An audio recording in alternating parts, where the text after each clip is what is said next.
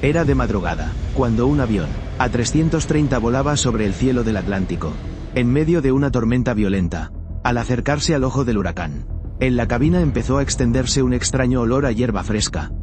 El avión comenzó a sacudirse con violencia, acompañado de luces extrañas. Un fenómeno de fuego de San Telmo brilló en el parabrisas, haciendo que el joven copiloto Bonin se sintiera extremadamente inquieto. 8 minutos después de esas señales anómalas, el avión con 228 personas a bordo desapareció, misteriosamente, en la oscuridad de la noche, sin emitir ni una sola señal de socorro.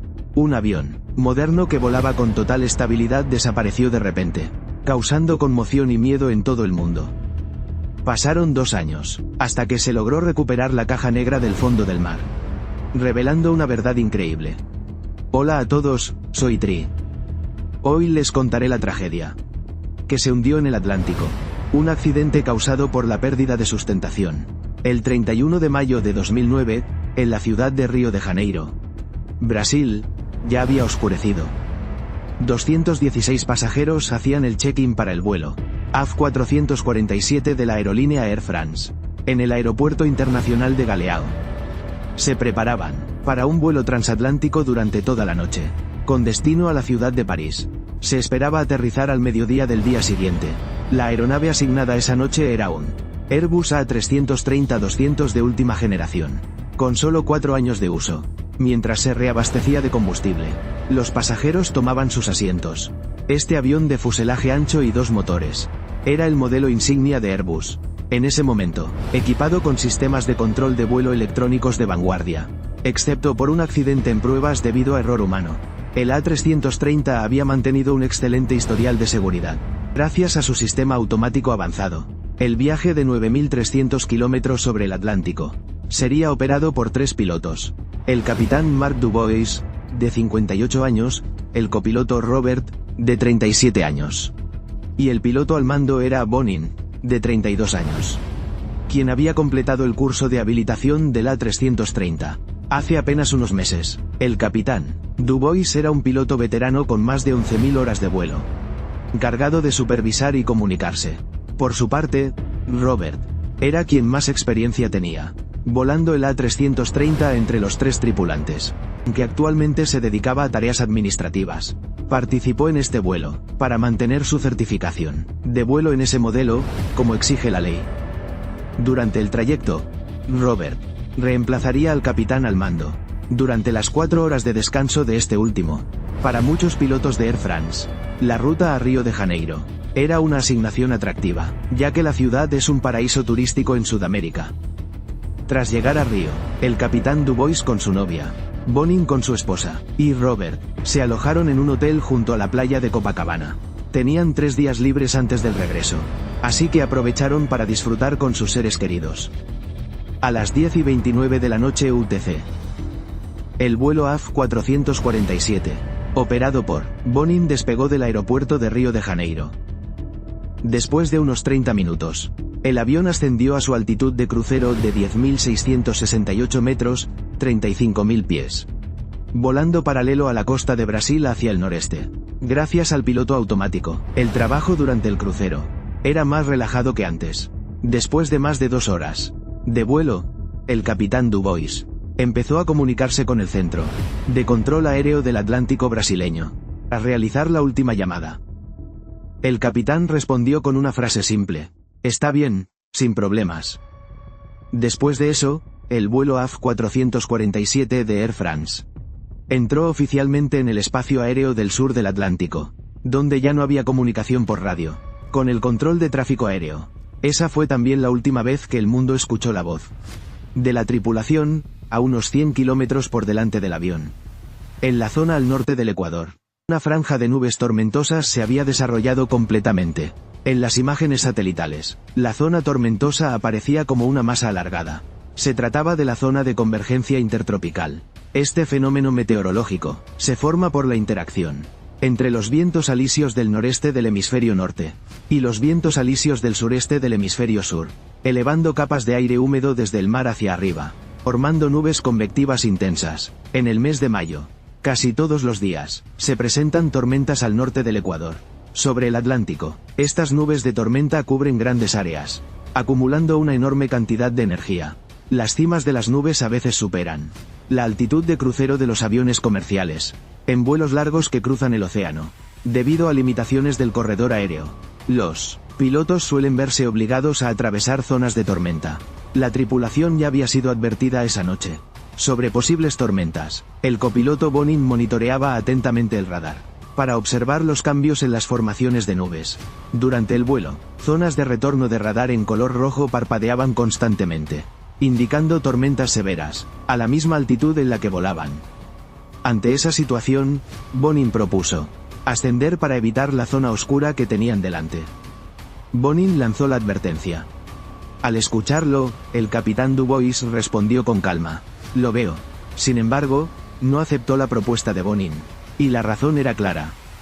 Según su evaluación, incluso si el avión ascendía a su altitud máxima de crucero, 11.277 metros, equivalentes a 37.000 pies, las condiciones meteorológicas no mejorarían. Subir otros 609 metros, aproximadamente 2.000 pies, solo aliviaría un poco la turbulencia, pero no evitaría la tormenta. Además, a altitud máxima, el aire se vuelve más delgado, reduciendo la eficiencia del avión. El margen de velocidad segura también se reduce, y basta con un pequeño error. La aeronave podría entrar en estado de exceso de velocidad, o pérdida de sustentación. El capitán consideraba que si la situación se volvía grave, por ejemplo, en caso de granizo o fuertes turbulencias, solo hacía falta desviarse ligeramente de la ruta de vuelo, para evitar el núcleo de la tormenta. Y que no era necesario ascender al llamado Coffin Corner, ángulo del ataúd. Una zona con márgenes de seguridad extremadamente reducidos, propensa a situaciones peligrosas. Al ver la indiferencia del capitán ante su sugerencia, Bonin, en calidad de copiloto, decidió no insistir más. 11 minutos después, el vuelo AF 447 cruzó el Ecuador y oficialmente ingresó al hemisferio norte. Al mismo tiempo, comenzaron a alcanzar el borde de la tormenta. Para ver mejor el exterior, Bonin redujo la iluminación de la cabina. Relámpagos intensos destellaban continuamente, iluminando densas capas de nubes oscuras que rodeaban el avión. Al ver esa escena, Bonin volvió a dirigirse al capitán. ¿Sería mejor subir de altitud ahora? Pero el capitán Dubois seguía sin intención de cambiar el plan. Respondió: «Sí, si hay turbulencia. Esperemos un poco a ver cómo evoluciona». Justo después de terminar la frase, una luz azulada extraña, el fuego de San Telmo, apareció repentinamente en el parabrisas. Este es un fenómeno de ionización del aire, que indica una gran inestabilidad atmosférica alrededor del avión. Sin embargo, para el capitán Dubois, quien ya estaba muy familiarizado con este fenómeno, no mostró ninguna reacción. El sueño comenzó a invadirlo intensamente, aún más que la tormenta que rugía afuera. En ese momento eran casi las 2 de la mañana. El capitán Dubois y su novia se habían divertido mucho la noche anterior, tanto que antes del vuelo solo pudo dormir 1 hora. Después de confirmar que Bonin sería quien aterrizaría el avión, el capitán presionó el timbre para despertar al otro copiloto, Robert, quien se dirigió a la cabina. ¿Ya dormiste? Vale, me preparo para subir. Antes de abandonar su puesto, Bonin informó rápidamente a Robert sobre el estado del vuelo. Estaban volando a una altitud de 10.668 metros, equivalente a 35.000 pies. A punto de atravesar una zona de tormentas eléctricas, debido a la falta de comunicación con el centro de control aéreo del Atlántico en Dakar, y las limitaciones del rendimiento del avión. No podían ascender más. Tras decir esto, el capitán Dubois salió de la cabina para descansar. Sin embargo, durante el relevo, omitió una instrucción importante. No especificó claramente quién sería el responsable del control principal durante su ausencia, aunque había dicho antes que Bonin aterrizaría el avión. En ese momento Robert, que acababa de llegar, no estaba presente para oírlo. Esa falta de claridad en un detalle aparentemente menor tendría consecuencias graves más tarde. 6 minutos después de que Robert tomara el asiento del capitán, el vuelo 447 se acercó peligrosamente al núcleo de la tormenta. ¿No piensas virar un poco a la izquierda?, preguntó Robert.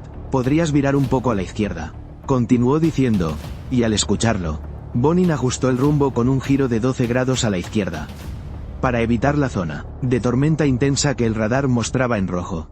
Poco después, Bonin notó que la temperatura en la cabina aumentaba. Además, detectó un olor similar al del pasto fresco. Robert explicó que se trataba del olor a ozono, un gas generado cuando el oxígeno se ioniza. Pero lo que estaba cambiando no era solo el olor en la cabina. En un lugar que los pilotos no podían ver, el avión estaba alterando silenciosamente el destino de todos a bordo. Al amanecer, el A330 seguía sobrevolando el Atlántico, mientras rugía en medio de la tormenta. Fuertes turbulencias y un resplandor azul extraño, el fuego de San Telmo, brillaban sobre el parabrisas. Eso hizo que el copiloto Bonin se sintiera aún más inquieto. 8 minutos después de que comenzaron los fenómenos extraños, el avión que transportaba a 228 personas de repente desapareció en la oscuridad, sin emitir ninguna señal de emergencia. Mientras volaban, los tubos pitot del A330 medían la presión del aire que entraba por la parte delantera del avión, para calcular la velocidad del aire, es decir, la velocidad de avance, mientras que los tubos estáticos, a ambos lados del fuselaje, medían la presión atmosférica estática circundante. Al restar la presión estática de la presión dinámica del pitot, se obtiene la velocidad actual. Así se calcula la velocidad real de la aeronave. Sin embargo, el sistema de tubos pitot ya había tenido incidentes previos, como bloqueos por congelación y lecturas incorrectas. Ante esa situación, Airbus emitió una directiva técnica, recomendando a las aerolíneas reemplazar los modelos antiguos de tubos pitot. Irónicamente, el A330 de este fatídico vuelo aún usaba los tubos pitot antiguos, y ya estaba programado para ser reemplazado después de aterrizar en París. Tras entrar en la zona de fuertes tormentas, el agua superenfriada y los cristales de hielo en el aire empezaron a acumularse en los tubos pitot, el componente que mide la velocidad del aire del avión. Para evitar esto, los tubos pitot suelen tener un sistema de calefacción para derretir el hielo y evitar bloqueos. Sin embargo, los tubos pitot antiguos instalados en este avión no eran capaces de derretir todos los cristales de hielo acumulados durante un vuelo prolongado en medio de la tormenta. Estos cristales de hielo acumulados bloquearon el flujo de aire de entrada, haciendo que los tubos pitot dejaran de funcionar por completo. En ese momento, los ordenadores del avión ya no pudieron calcular la velocidad de vuelo real.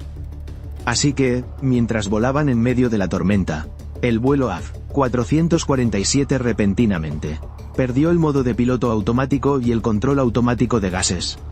Inmediatamente después, una fuerte ráfaga de viento golpeó, haciendo que el avión se inclinara bruscamente hacia la derecha y comenzara a perder altitud.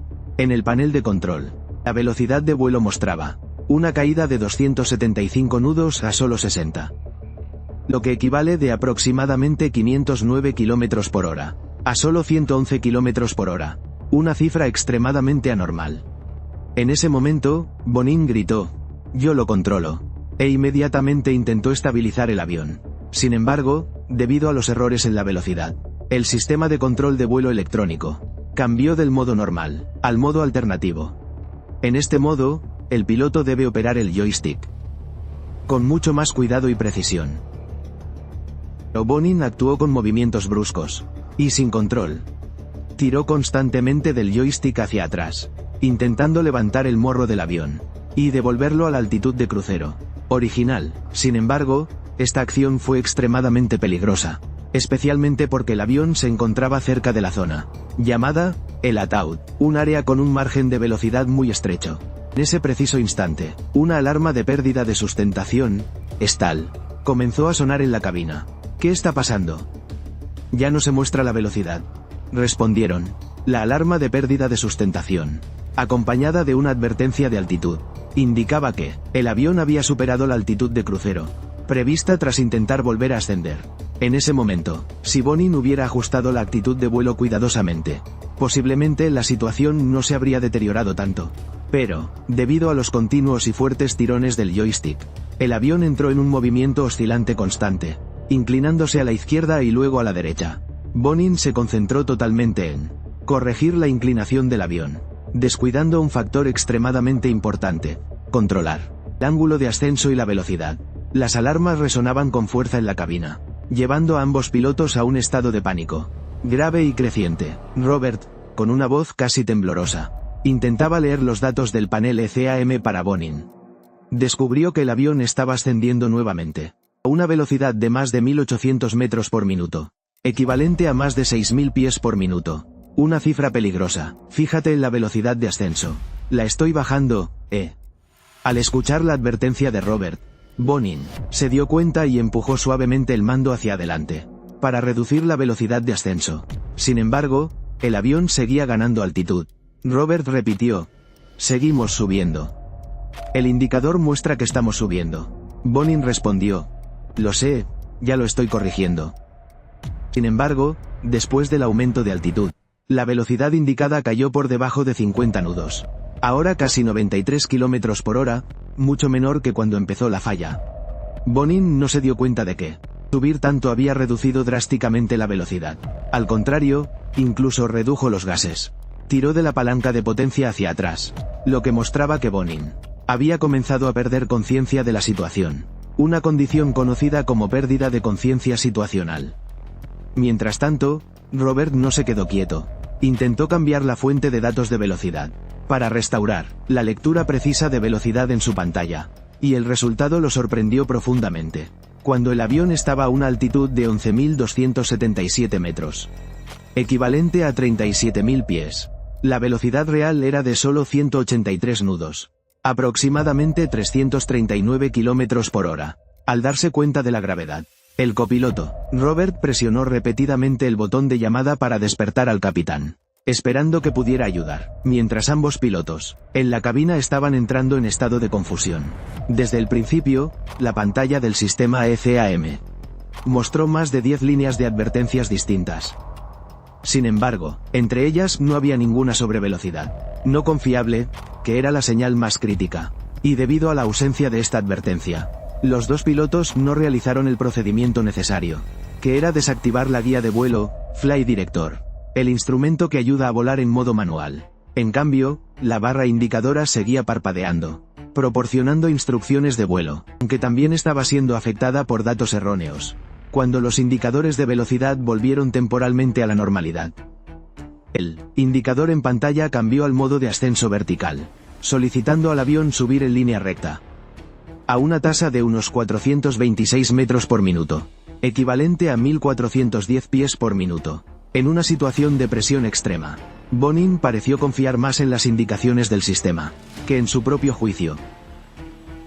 Incluso cuando la alarma de pérdida de sustentación sonaba, él seguía tirando del joystick hacia atrás, intentando evitar que el avión descendiera.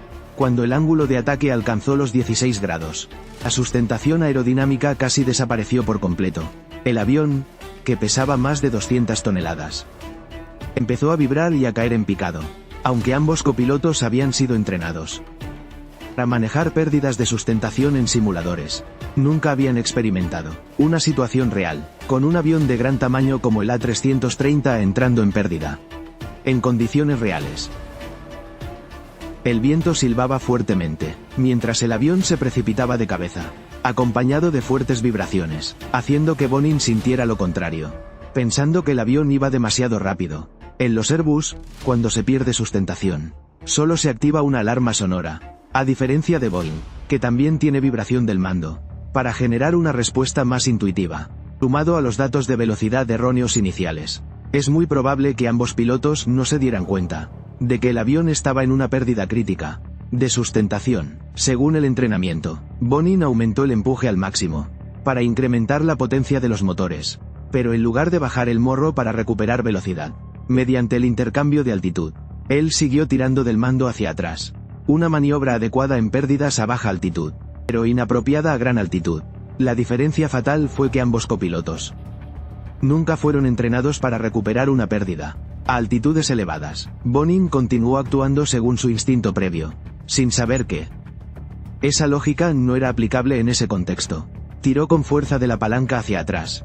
Al mismo tiempo, la capa de hielo dentro del tubo pitot comenzó a derretirse. El avión en realidad ya podía medir con precisión la velocidad, pero como el ángulo de ataque alcanzó los 40 grados, demasiado inclinado, el aire no podía entrar correctamente en el tubo pitot, lo que provocó que la alarma de pérdida de sustentación se desactivara temporalmente. Cuando el capitán Dubois entró en la cabina, la alarma seguía sonando sin parar. ¿Qué están haciendo ustedes dos? ¿Qué está pasando aquí? No estoy seguro de lo que está ocurriendo. Creo que estamos perdiendo el control del avión. No podemos controlarlo. Estamos intentando todo lo que podemos. Mientras el capitán, recién despertaba de un sueño interrumpido, intentaba comprender lo que sucedía, Bonin repentinamente redujo el empuje a ralentí, y al mismo tiempo empujó la palanca hacia adelante. Esta acción permitió que el aire volviera a fluir dentro del tubo pitot, reactivando la alarma de pérdida de sustentación. Sin embargo, en ese momento, Bonin todavía creía firmemente que el avión se encontraba en sobrevelocidad. Siento que el avión va demasiado rápido. ¿Ustedes no lo sienten así? Justo después de que Bonin dijera eso, incluso intentó extender los aerofrenos manualmente. En ese momento, el capitán intervino. No toques los aerofrenos. Apenas terminó la advertencia, Bonin volvió a empujar el acelerador al máximo. Sin embargo, aún se negaba a empujar la palanca hacia adelante, para aumentar la velocidad del avión, y siguió tirando con fuerza hacia atrás. Una acción que destruyó por completo la última oportunidad de salvar el avión. ¿Ahora qué opinas? ¿Qué crees que deberíamos hacer? El capitán Dubois no tenía conocimiento de lo que había sucedido antes. En medio de una escena caótica y sofocante, no pudo ofrecer una solución inmediata. Estamos cayendo. Después de observar cuidadosamente los instrumentos, el capitán notó la actitud anormal del avión. Alinea con el horizonte. ¿Estás cayendo? Bonin respondió con duda. ¿Estoy cayendo? Nivela el avión. Lo estoy intentando. En ese momento, Bonin había perdido completamente la capacidad de juzgar la actitud del avión. Cada vez que tiraba del joystick hacia atrás, para levantar el morro del avión, la alarma de pérdida volvía a sonar de inmediato, porque la velocidad había bajado por debajo de 60 nudos, alrededor de 111 km por hora. En cambio, cuando empujaba el mando hacia adelante, el aire comenzaba a entrar nuevamente en el tubo pitot, haciendo que la alarma de pérdida sonara de nuevo. Este patrón de alerta contradictorio probablemente llevó a Bonin a malinterpretar que empujar el mando hacia adelante era la causa de la pérdida de sustentación, que solo tirando hacia atrás, el avión se estabilizaría. Lamentablemente, la realidad era todo lo contrario. Cuando el avión descendió a unos 3.048 metros, 10.000 pies, Bonin exclamó desesperado. ¿Por qué seguimos cayendo? He estado manteniendo el morro levantado todo este tiempo. Justo después de decir eso, el capitán finalmente comprendió lo que estaba ocurriendo. Gritó: «No sigas levantando más». Al oír el grito del capitán, Robert finalmente entendió que Bonin estaba controlando mal el avión de forma crítica. Inmediatamente empujó su mando completamente hacia adelante. Desafortunadamente, Bonin seguía tirando inconscientemente hacia atrás. El mando lateral, side stick, en los aviones Airbus, no tiene conexión física entre ambos lados. Cuando ambos pilotos operan al mismo tiempo, uno empuja hacia adelante y el otro tira hacia atrás. El sistema electrónico neutraliza ambas señales, haciendo que el avión no responda. Al darse cuenta de eso, Robert gritó desesperado: «Déjame el control. Pásame el mando». El sistema seguía en modo toga, es decir, con empuje máximo para despegue, o maniobra de motor y al aire. Cuando Robert tomó completamente el control del mando, el avión comenzó a acelerar nuevamente. Pero al aumentar la velocidad, la alarma de pérdida volvió a sonar. Bonin reaccionó por instinto, tirando con fuerza del mando hacia atrás una vez más, anulando completamente el intento de acelerar. El avión volvió a caer en picada, en una pérdida de sustentación severa. Cuando una aeronave cae en pérdida total, la velocidad de descenso es extremadamente aterradora. En menos de 2 minutos, el avión descendió de 11.277 metros, 37.000 pies, a solo 1.219 metros, 4.000 pies. El sistema de alerta de proximidad al terreno, GPS, comenzó a emitir advertencias. Pull up, sube, sube. Sin embargo, esa última advertencia tampoco pudo salvar el fatídico vuelo AF-447. La última oportunidad de sobrevivir se desvaneció por completo.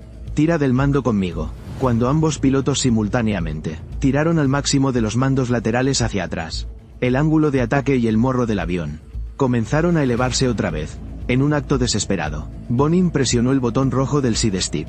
Esa acción significaba que tomaba el control exclusivo del avión, y que cualquier comando de Robert ya no tendría efecto. Tras pronunciar con desesperación que el avión realmente iba a estrellarse, algo que él mismo aún no podía creer. El vuelo AF-447 de Air France con el morro elevado 10 grados. Se precipitó al Atlántico en plena tormenta. 2 horas después del accidente, las autoridades determinaron claramente que la aeronave había sufrido un incidente grave, basándose en los últimos datos enviados por el avión. Brasil organizó rápidamente operaciones de búsqueda y rescate. 2 días después, en la superficie del mar, se hallaron los primeros restos. Con los 3 colores, rojo, blanco y azul de Air France claramente visibles, confirmando que se trataba del fuselaje del AF447. Se necesitaron más de 2 años de búsqueda incesante para encontrar la caja negra del avión a una profundidad de 4 a 0 metros bajo el océano. El misterio de este trágico accidente finalmente fue resuelto. Los cristales de hielo en la tormenta bloquearon los tubos pitot, provocando la pérdida de datos de velocidad. Bajo una tensión extrema, los 2 pilotos no se dieron cuenta de que el avión solo había perdido datos de velocidad y no sufría otro fallo grave. Tras cientos de horas de entrenamiento en aviones pequeños, Bonin fue asignado a la cabina de uno de los aviones más modernos del mundo. Durante su carrera, dependía principalmente del piloto automático. Las veces que pilotó manualmente podían contarse con los dedos de una mano. Y en el programa de formación de Air France, en ese momento, no existía entrenamiento de recuperación ante pérdida de sustentación a gran altitud. Bonin se le enseñó que en condiciones normales, aunque tirara fuertemente del control, el sistema electrónico de Airbus no permitiría una pérdida de sustentación. Pero él olvidó que, al cambiar al modo de control alternativo, Alternate Low, esa protección ya no existía. Tirar fuertemente del mando en ese momento podía llevar al avión a una pérdida grave de sustentación. Hay muchas evidencias que indican que Bonin siempre pensó que el avión iba demasiado rápido y no se dio cuenta de que estaba en pérdida. Esto fue consecuencia de la falta de experiencia práctica y formación especializada. Si cuando entró a la cabina, el capitán Dubois se hubiera sentado de inmediato y asumido el control total, con su experiencia, quizás el vuelo AF447 aún habría tenido una esperanza de sobrevivir. Aunque en el último minuto, él descubrió el error grave de Bonin. Ya era demasiado tarde, todo ocurrió demasiado rápido. Si solo culpamos a Bonin por tirar del mando de forma errónea, es fácil pasar por alto las causas más profundas. Si Air France hubiera entrenado previamente a los pilotos para reconocer y manejar una pérdida a gran altitud, entonces desde el inicio, tanto Bonin como Robert podrían haber estabilizado el avión. Si Bonin no hubiera sido empujado tan pronto al control de aeronaves altamente automatizadas, la experiencia acumulada le habría enseñado no confiar ciegamente en los indicadores, sino a usar su propio juicio, superar el instinto humano para mantener la razón y ver la esencia del problema.